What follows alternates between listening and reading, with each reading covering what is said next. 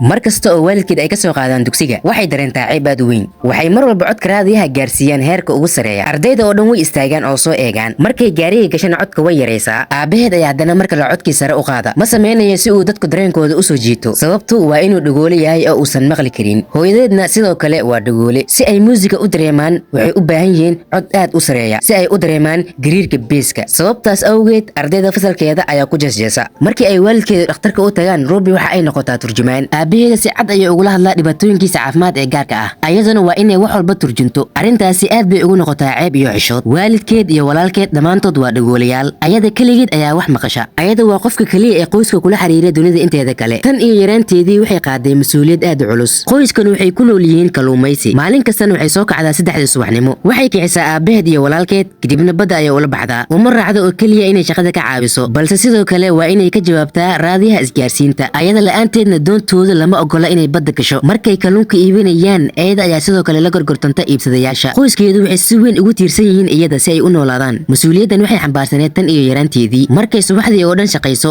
waqti uma hesho inay dharka bedesho kahor inta aysan dugsiga u cararin daal badan ayay dareentaa marar badanna fasalka ayay ku dhex seexataa ardada qaar ayaa ku caaya urta kalluunka ee ka soo baxda nolosheeda oo dhan cagajugleyn ayay la kulantay taasina waxay ka dhigtay kalsooni darro badan waxaa jiray wiil ay jeceshahay laakiin weligeed kuma dhicin inay la hadasho markay aragtay inuu ku biiray kooxda heesaha ayadan si qarsoodaha ay ugu biirtay taasi waa habka kaliya ee ay ugu dhawaan karto nasiib wanaag heesidan waa waxa ay ugu jeceshahay mar kasta oo ay badda joogto qalbigeeda oo dhan ayay ku heestaa waxaynu rumaysan tahay inay si fiican u heesi karto fasalkeedii ugu horreeyay ee kooxda heesahana way argagaxdaa macalinkan wuxuu ka codsadaa inuu qof walba qaado heesta Happy Birthday si uu u qiimeeyo codkooda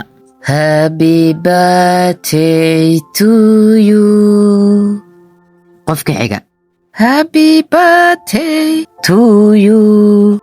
Happy birthday Mr. Bernardo Happy birthday to you ardayda kale waxay soo bandhigaan codkooda quruxda badan taasoo Ruby ka sii walwalgelisay markii ay iyada noqotana afkeeda xitaa ma kala qaadi karto maxaa ugu heesi kartay waxaan heesi karin maxaa noo keenay nagdaani waxaan heesi karin maxaa Ruby waxay ka baqday in loo qoslo ugu dambeyn way u adkeysan weyday waxayna ka baxday galaaska waxay tagtay meel qarsoon oo haara agteeda ah kaliya marka aan cidna eegaynin ayay ku dhiirataa inay heesto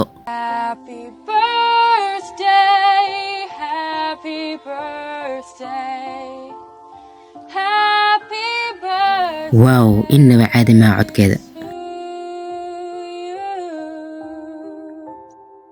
cabsida ay ka qabto inay dadka hortooda ku heesto waxay ku ridaa murugo markay guriga timaado waxay aragtaa waalidkeed oo lacag darteed isku haya hooyadeed waxay rabtaa inay doonta la iibiyo laakiin aabaheed wuxuu leeyahay waxa kaliya ee aan aqaano waa kalluumaysiga haddii doonta la iibiyin wuxuu dareemayaa inuu wax walba lumin doono inkastoo aysan si toos ah ugu sheegin Ruby dhibaatadan dhaqaale waxay ka sii kordhisaa culayska ay nolosheeda dareemayso maalintii xigtay waxay la kulantay macalinka waxaanu u sheegtay cabsideeda maxaan ka baqayaa ardayda kale waxaa laga yaabaa ama inay ogaadaan inaan hees fiican karaynin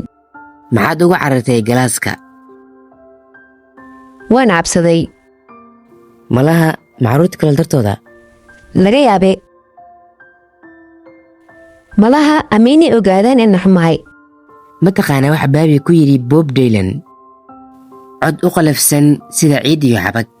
macalinku si dulqaad leh ayuu ugu dhiirigeliyey in iska indhitirto waxa dadka kale ka fikirayaan ugu dambeyn waxay heshay geesinimo cashirkii xigay macalinku si gaar ayuu Ruby ugu yeeray Come here.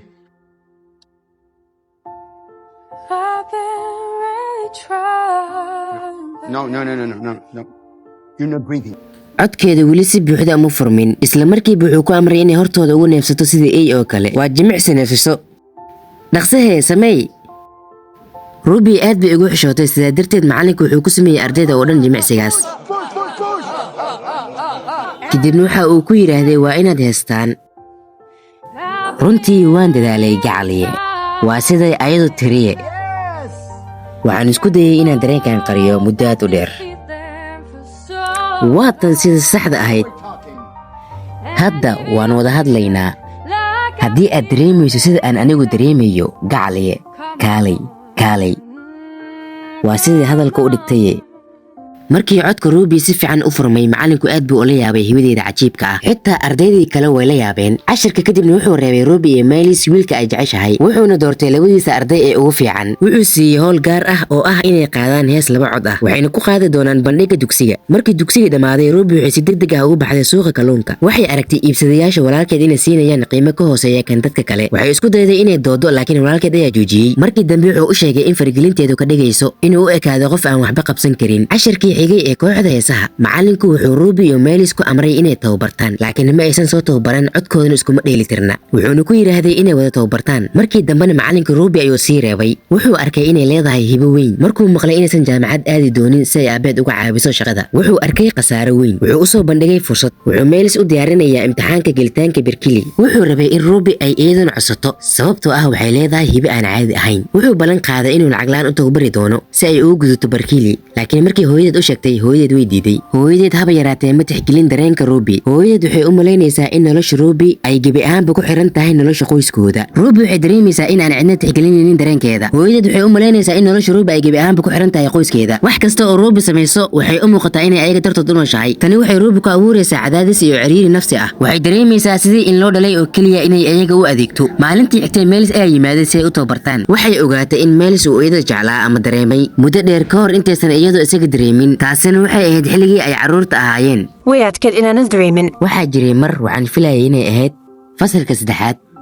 waxaadna joogtay Seabird Girl adigoo cunto u dalbanaya waalidka iyo adeega xitaa waxaad ula hadlaysay si kalsooni iyo geesinimo leh kadibna waxaad dalbatay 2 biir waxaan u arkay arrintaas mid aad u cajiib ah runtii ها waalidkii xataa ima ogolaan jiray inaan baska keligii raaco